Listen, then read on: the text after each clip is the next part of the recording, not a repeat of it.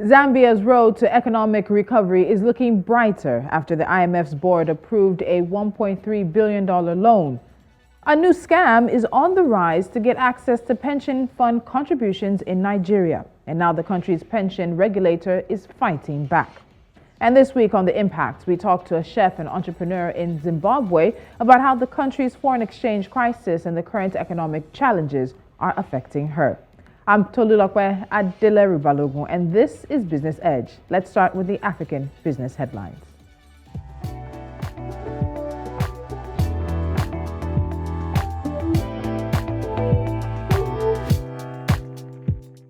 Emirates Airlines has announced that it would restore its flight operations to Lagos, Nigeria from September 11th. The airline disclosed this in an email it sent to customers and travel agencies. The notification of service restoration comes just days after the Nigerian government released $265 million out of $464 million to foreign airlines in the country as part of their trapped funds. The United Nations Economic Commission for Africa says the continent needs to trade its carbon credits to reduce greenhouse gas emissions, finance the transition to renewable energy, and boost economic development. The Director for Technology for the Climate Change and Natural Resources Management Division at the Commission, Jean-Paul Adam, said that the carbon credits present an opportunity for African countries since many depend on fossil fuels for energy. It also presents an opportunity for them to protect themselves against climate change while raising much needed finance for the transition to renewable energy. In North Africa, the Suez Canal Authority says that tugboats refloated an oil tanker that was briefly stranded in Egypt's Suez Canal late on Wednesday due to a technical fault with its rudder. The vessel, Affinity 5, had been blocking the southern section of the canal. The incident occurred in the same southern single-lane stretch of the canal where a giant cargo ship, the Ever Given, ran aground for 6 days in March 2021, disrupting global trade. The latest data published by the Central Bank of Kenya shows that 1 in every 3 Kenyan shillings spent by consumers, businesses, and the government in the first 6 months of this year have moved through mobile money, cementing the country's position as a global leader in the mobile money revolution. Cash handled by mobile money agents in the first half of the year increased by 17.5% to 3.8 trillion Kenyan shillings. The data, which tracks the monthly performance of mobile money, shows growth from 3.26 trillion Kenyan shillings over the last period of the same year. And staying in Kenya, the Nairobi Security Exchange's income from vending data surpassed commissions from bonds trading for the first time in the 6 months to June, backed by the increased sale of market data to institutions. The exchange said that the income from the data rose by 80% in the period to 50.3 million Kenyan shillings, eclipsed only by commissions from equities trading, which brought in 129.8 million Kenyan shillings, and interest income at 58.3 million Kenyan shillings. Bonds trading levy stood at 47.4 million Kenyan shillings, having gone up by 44% compared to the first half of 2021. And those are the headlines we have for you. Zambia and the IMF. Is this a relationship that could lead to economic prosperity for the Southern African nation? The conversation after this.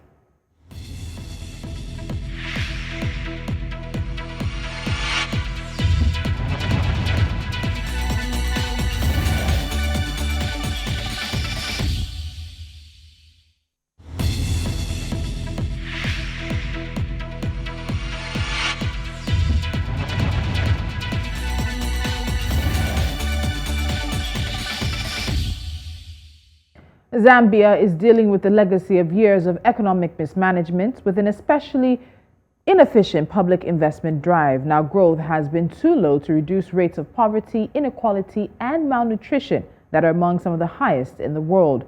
But there does seem to be some relief coming the country's way. Zambia has received International Monetary Fund board approval for a $1.3 billion support package, an important step towards restructuring its debts and a boost for the global effort to help indebted developing nations. The international lender says that the 38-month extended credit facility is based on Zambia's homegrown economic reform plan that aims to restore macroeconomic stability and foster higher, more resilient and more inclusive growth. I have economist and former IMF communications officer Chibamba Kanyama joining me from Lusaka, Zambia. Chibamba, when we look at this, because this was a recent conversation we had just about a week ago, it's about the work that Zambia really seems to have put into it. So what has Zambia done to have made this possible? Consistency, commitment, truthfulness, transparency, effective communications, effective engagement, and capability to honor your promises.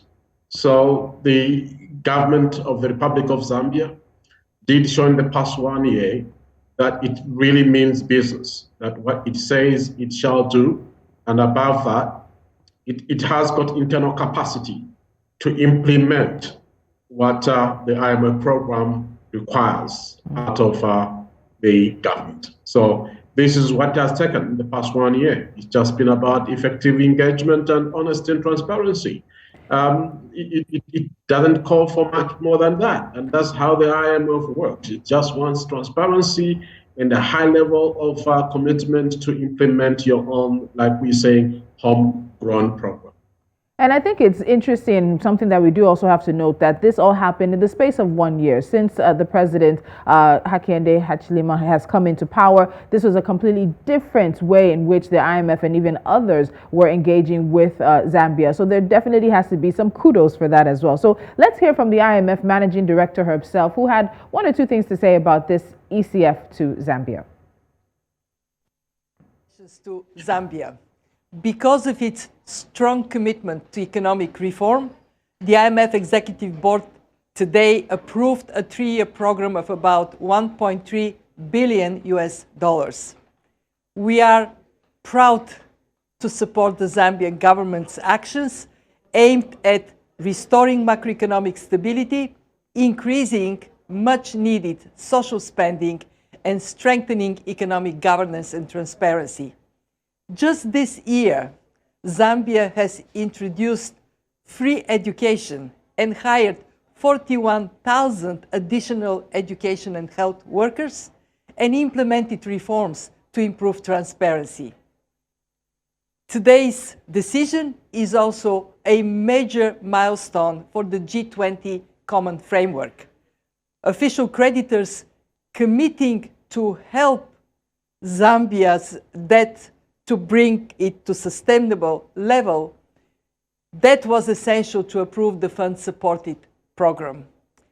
Zambia's official creditor committee has called for private and other official bilateral creditors to commit to comparable debt treatments, and we support that call as well. Successfully implementing this program will unlock new growth potential for the Zambian people, and it shows others that the G20 Common Framework can deliver. And so she says the G20 Common Framework can deliver, but there's been a bit of criticism. So let's take that up now. There has been some criticism of the G20 Common Framework that it's taken too long and in some ways might be unrealistic in terms of the conditions for many of the African countries that might need it. But she points to this being a success for the ability of the framework, G20 countries, and of course richer nations to come together. So what do you think of the Common Framework in regards to the situation in Zambia? It all points to the work the IMF itself did. There's been incredible behind the scenes lobbying and discussions with the G20 countries for equal fair treatment of countries.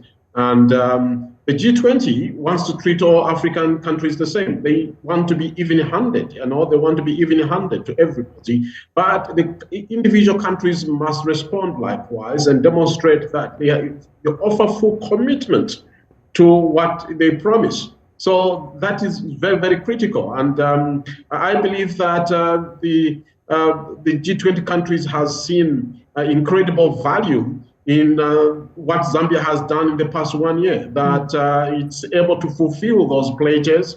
And therefore, the G20 position will help unlock private sector debt as well. Unlock not only in terms of new debt that Zambia may acquire along the process, it also helps in restructuring the debt and reaching an agreement with each individual creditor on the payment terms.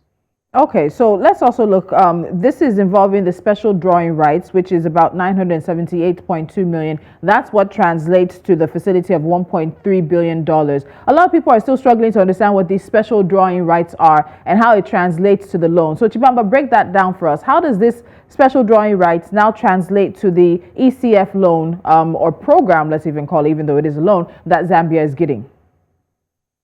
Well, this support directly goes to balance of payments.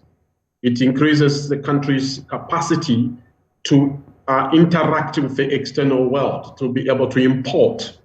It enhances the reserve position of a given country. So the immediate release will be just below 200 million US dollars, I think about 191 or 93 million US dollars. That will be disbursed immediately to the Zambian treasury. And that money will actually sit in the treasury of the Bank of Zambia as balance of payment support. And it will be tranched over a period of 38 months. So what that means is there will be milestones, benchmarks that the government has to meet to be able to access extra funds from the IMF within the 1.3 billion US dollars.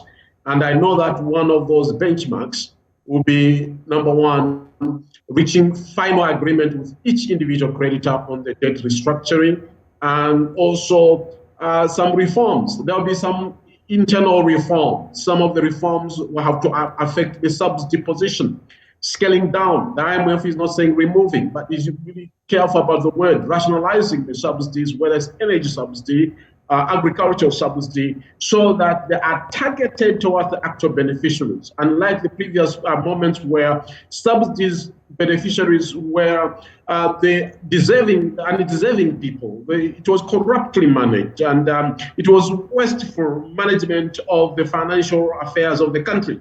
So the IMF is calling for scaling down. The IMF is also calling for some reforms to do with the parastatals. These are state-owned enterprises.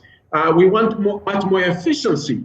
These are parastatals that are supposed to be growing, making money, declaring dividends to the government, but they are reliant on taxpayers' money to survive. So the IMF is saying, look into that. It's your homegrown program, you put it yourself, and for you to access extra money, you have to meet some benchmark of reforming the parastatals, some underperforming parastatals. This is not a difficult thing to do. It is something that any government should be able to do on its own, even without an IMF intervention. So this is what it means really, that is in dollar terms, money that is trying to be accessed as and when you meet a milestone. And those milestones will be very clearly defined.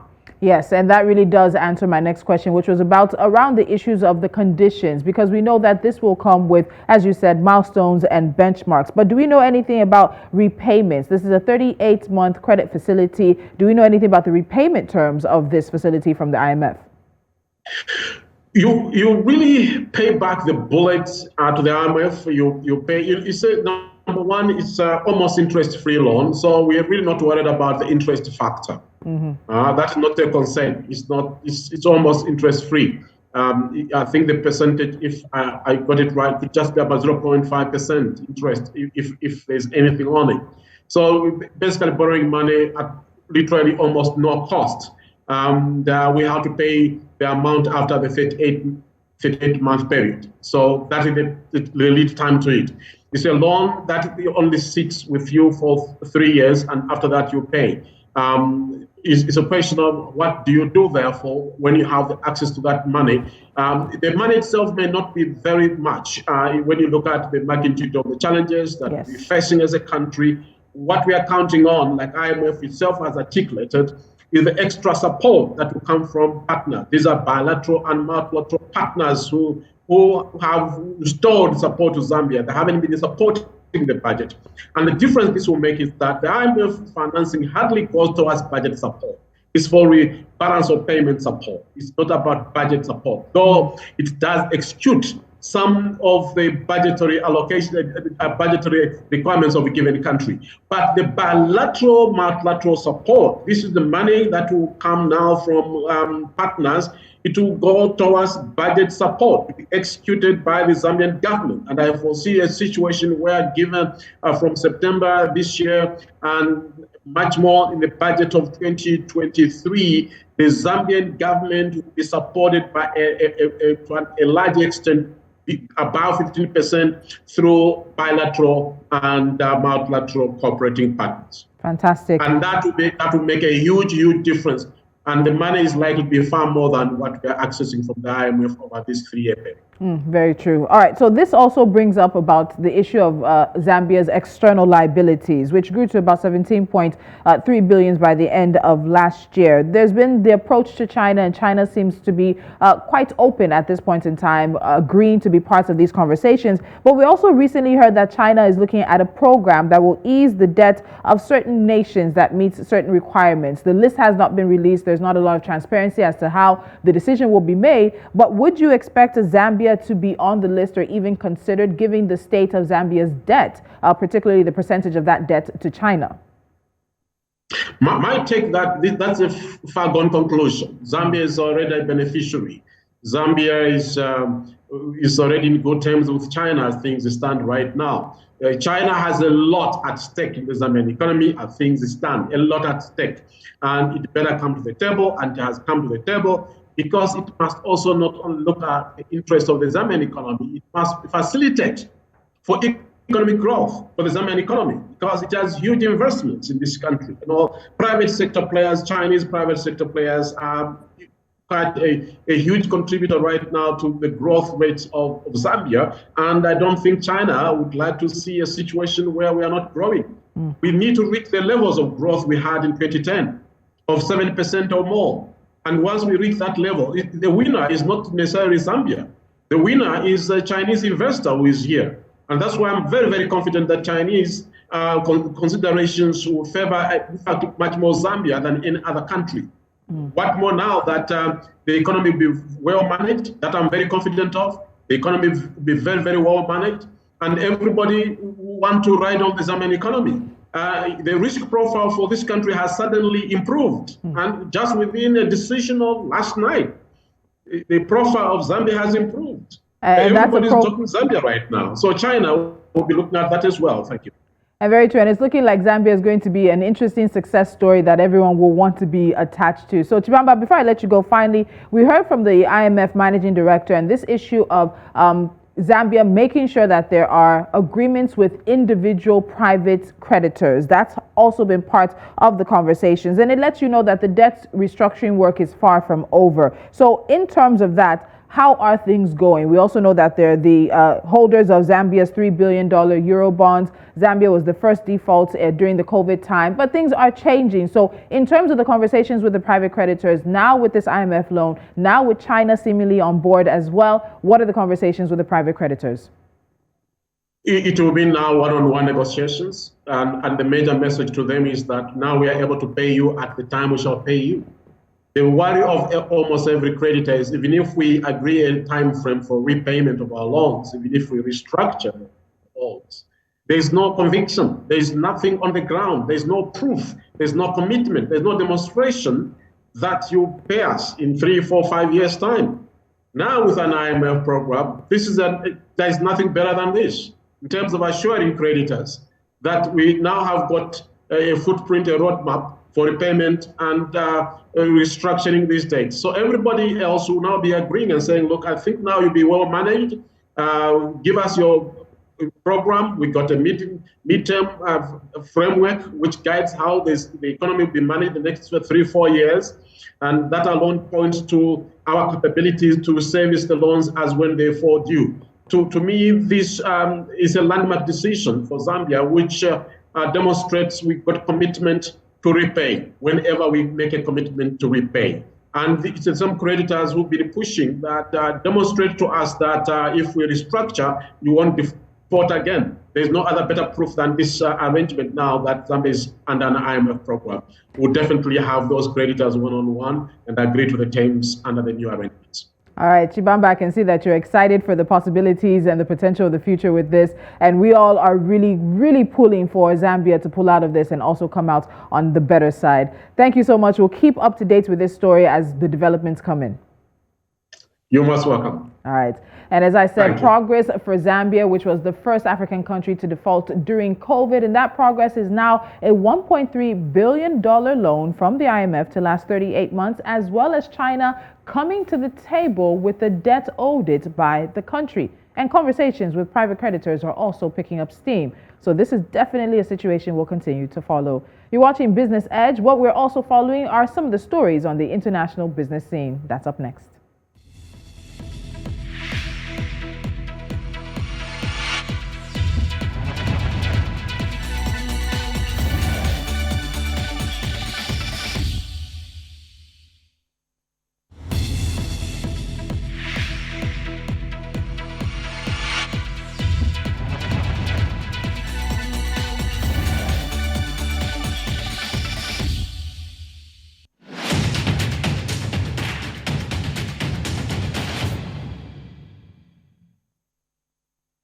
Glad to bring you international business news. I am Liko Onobanjo. Let's start off in Asia. Investors unloaded more equities in Asia on Thursday as they prepared for more interest rate hikes aimed at quelling runaway inflation, with some analysts warning that markets could retest the lows torched in June. Data showing prices rose at a record clip in the Eurozone in August reinforced fears that central banks have a long road to run before they win the battle, which has found warnings of a recession in the world's leading economies. Two Japanese trading houses will maintain stakes in a Russian energy project despite Tokyo joining sanctions on Moscow over the war in Ukraine as the Asian country looks to secure its power supply. Moscow is transferring operation of the Sakhalin-2 oil and gas project to a new Russian firm, with foreign stakeholders required to apply for approval to maintain their interests. Like other countries that have joined sanctions, Japan is seeking to reduce its reliance on Russian energy imports, but struggling to find alternatives. Meanwhile, activity in the Russian manufacturing sector increased in August at the fastest rate since January, driven by stronger domestic demand that boosted sales. The S&P Global Purchasing Managers Index rose in August to 51.7 from 50.3 the previous month, climbing higher above the 50.0 mark that separates expansions in activity from contractions. Output in the sector increased in August after 6 months of contraction that began in February, the month when Russia sent tens of thousands of troops into Ukraine. We also tell you that economists are warning that the cost of living crisis will drag average earnings back to the same level as of 2003 as Britain faces the biggest slump in living standards for a century. Real disposable incomes will slump 10% over the next 2 years in a crushing blow to households' finances that will severely damage the economy. An extra 3 million people will fall into absolute poverty as a result of the cost of living crunch. Potential disruptions to undersea internet cables in the Taiwan Strait amid rising tensions with China could pose immediate risks to the global economy. A report has assessed a Chinese database of thousands of potential economy and military targets in Taiwan and identified strategic points of interest. Researchers from George Mason University's MacArthur Center found that disruptions to submarine internet cables, crucial for Taipei's semiconductor industry, could severely affect the U.S. and global economy. And that's all on international business news. We will bring you our next conversation in a bit. We'll go for this break. When we return, Business Edge will continue.